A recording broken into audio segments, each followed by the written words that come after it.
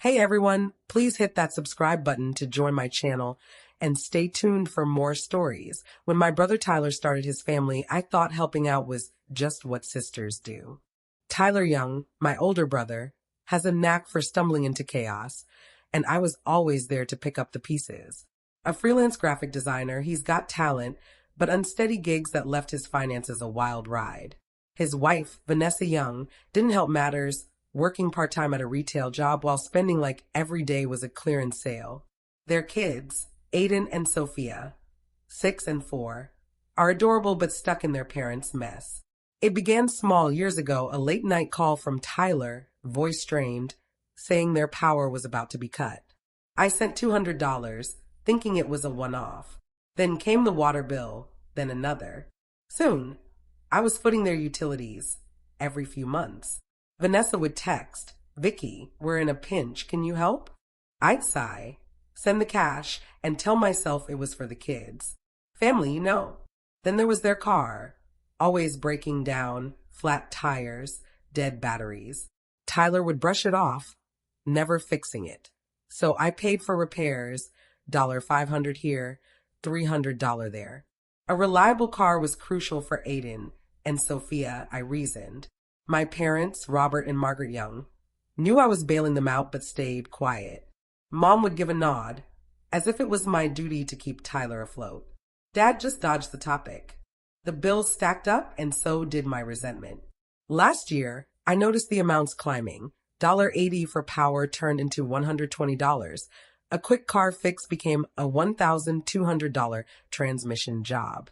I started scrutinizing my bank statements, wondering where my money was really going. Tyler's vague thanks offered no clarity, and Vanessa's text grew curt, almost entitled. Lying awake, I tallied thousands spent over the years, money meant for a new laptop or a trip, dwindling fast. My best friend, Paige Grant, a sharp accountant, noticed my stress. Over coffee, she'd ask, "Vicky, you're still paying their bills?" I'd nod, feeling a knot tighten. She'd frown but didn't press yet. I kept convincing myself I was doing right by Tyler and the kids, but the burden was crushing. Each payment chipped away at my own life. I began questioning if family meant giving up everything. Little did I know, those doubts were brewing toward a breaking point at that family dinner. It was a typical Saturday at a Tucson pizza joint, the air thick with pepperoni and chatter. I sat across from Tyler, Vanessa, and their kids, Aiden and Sophia, with Mom and Dad at the table's head, surrounded by aunts, uncles, and cousins. I was picking at my pizza, half listening to Tyler's latest freelance pitch, when he stood, cleared his throat, and silenced the table.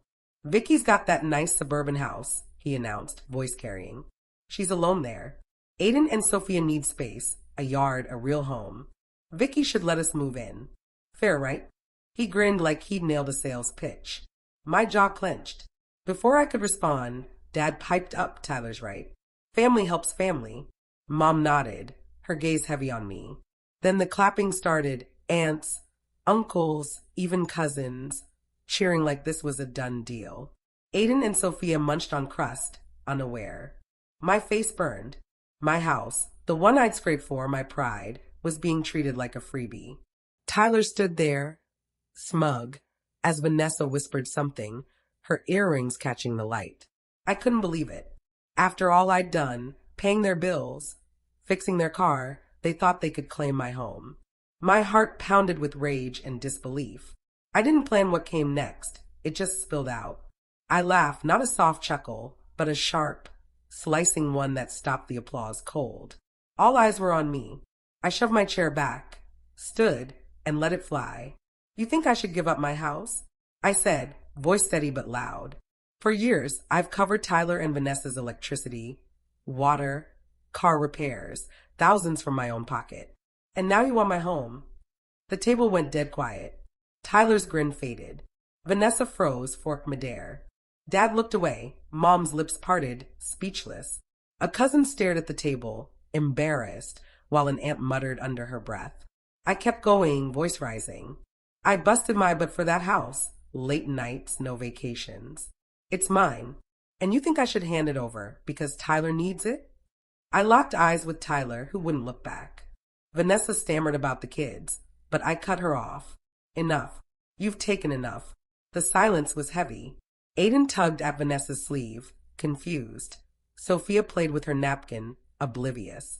Relatives shifted awkwardly, some checking phones to avoid the tension.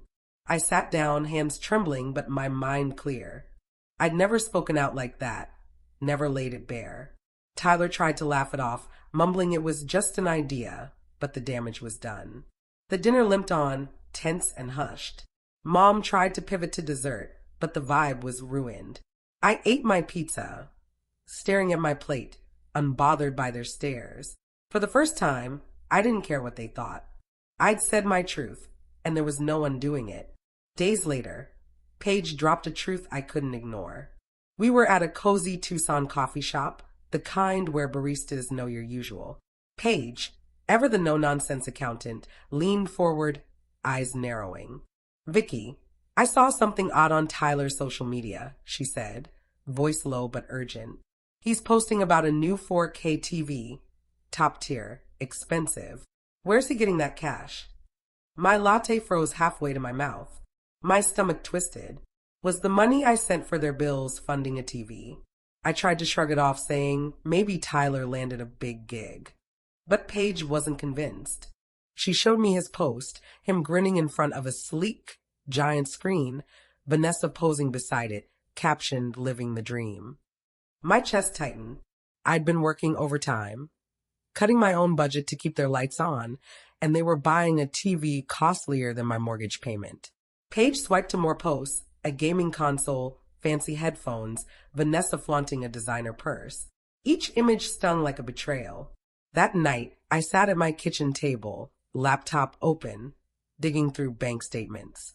My hands shook as I tracked years of payments. Hundreds for Tyler's utilities, $500 here, $1,200 there for car repairs. Then I saw it. Streaming services, Netflix, Hulu, linked to my card for over a year, unauthorized. Their phone bills, too, tacked onto my account monthly without a word. I added it up, thousands drained for their lifestyle, not necessities. I felt like a fool, betrayed by those I'd sacrificed for. I called Paige, voice shaking with anger. "You were right," I said. "They've been using me." She listened as I vented, then asked, "What's your next move?" I didn't hesitate. By morning, I was on the phone with utility companies, canceling every payment tied to Tyler. I changed my streaming passwords, cut them off, and removed their phone lines from my plan. For the first time, I saw the truth. Tyler and Vanessa weren't struggling, they were exploiting me. Every dollar I sent, thinking it was for Aiden and Sophia, went to their shiny gadgets. The betrayal cut deep. I kept picturing Tyler's smug grin at dinner, Vanessa's whispers, like my money was theirs by right. I'd sacrificed my dreams, a photography course, a trip to prop them up. For what? A 4K TV they didn't need. I paced my living room, torn between fury and hurt. Paige texted, checking in, and I told her I was done. "Good," she replied. "You don't owe them anything." She was right. I'd spent years guilt-ridden, thinking I wasn't doing enough for family. But this wasn't family, it was a con. Cutting them off felt like peeling off a tight bandage, painful but liberating. I sat on my couch, staring at my bank app, my balances finally mine again. I knew Tyler and Vanessa wouldn't take this quietly. They'd leaned on me too long, and I just yanked the plug. But I was ready for the fallout. I wasn't the same Vicky who'd laughed nervously at that dinner. I was done being their cash machine. The calls started the next morning, and then I saw their online attacks. My phone buzzed nonstop as I tried to focus at work. First, Mom. "Vicky, how could you abandon your brother?" she snapped, her tone thick with disappointment. "Cutting them off? Aiden and Sophia need stability, and you're being cruel." I gripped the phone, knuckles white, explaining I'd funded their lifestyle, not their needs, but she cut me off. "Family sacrifices, Vicky. You've got that house to yourself. Think of the kids." Her words stung, but I stood firm, saying I was done bailing them out. She hung up, muttering about my selfishness. Then Tyler called, his voice desperate, almost pleading. "Vicky, we're struggling. The kids can't live like this. You've always helped us. One more time, please. I heard Vanessa coaching him in the background. It was the same guilt trip, using Aiden and Sophia as leverage. No, I said, voice firm but trembling. You've had enough of my money. He brought up the dinner, saying I'd embarrass them.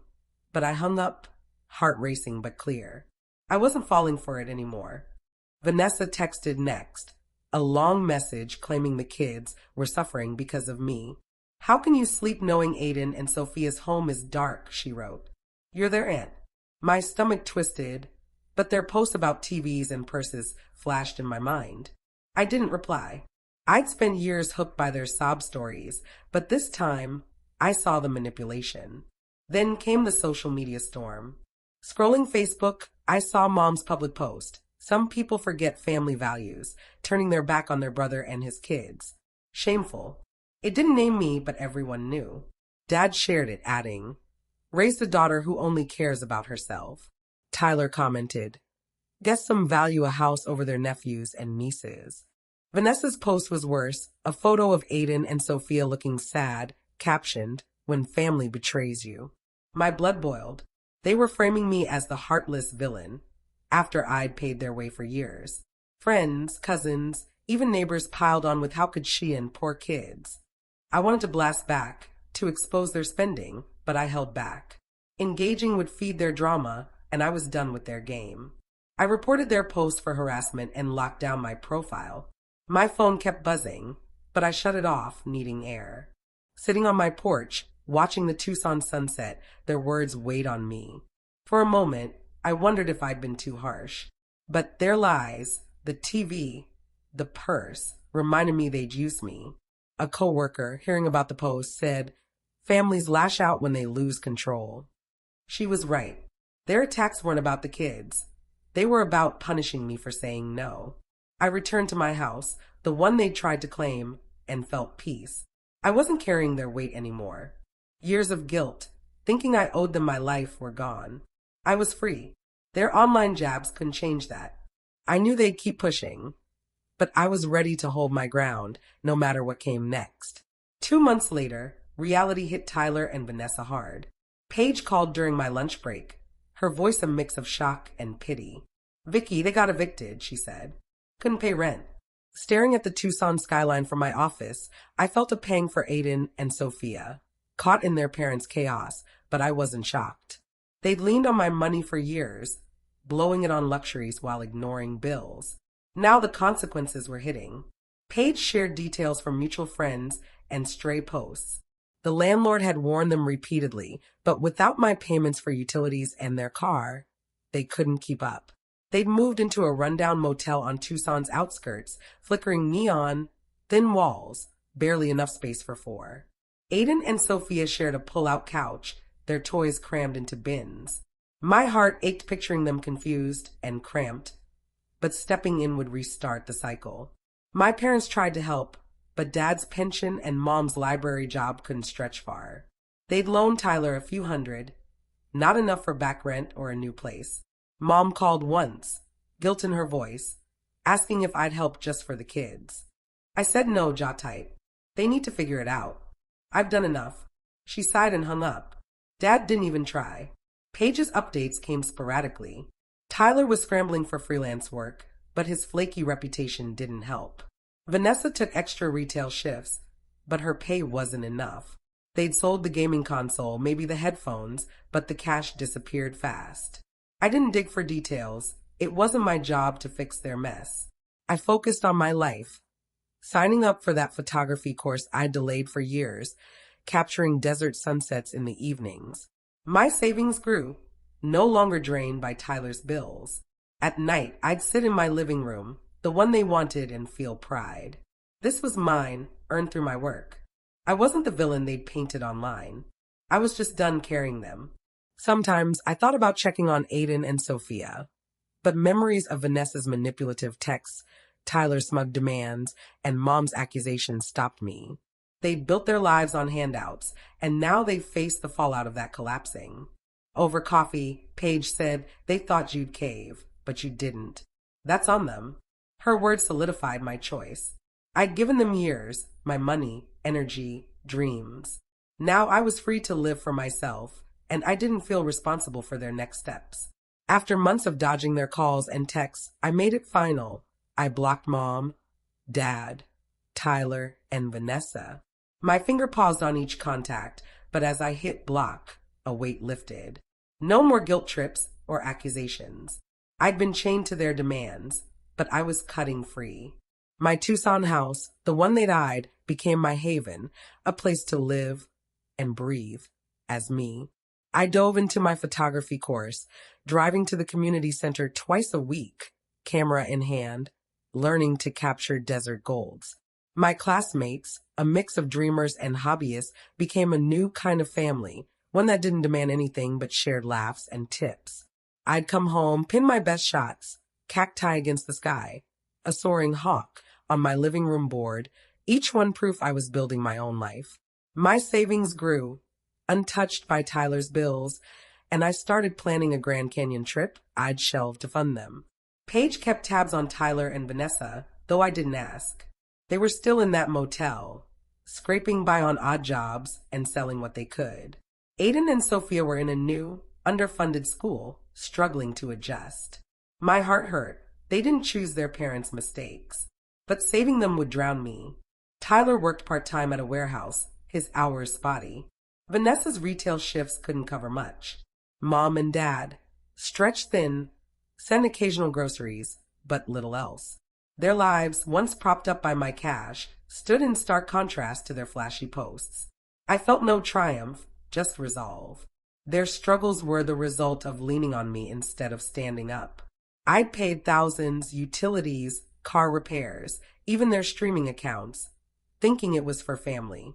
But family doesn't mean carrying someone forever. I learned that the hard way. The real lesson was one word: no. Saying it at that dinner, when I cut them off, when they begged, that was my strength. It wasn't cruelty, it was protecting my worth. My family didn't define me, my house, my work, my photos did.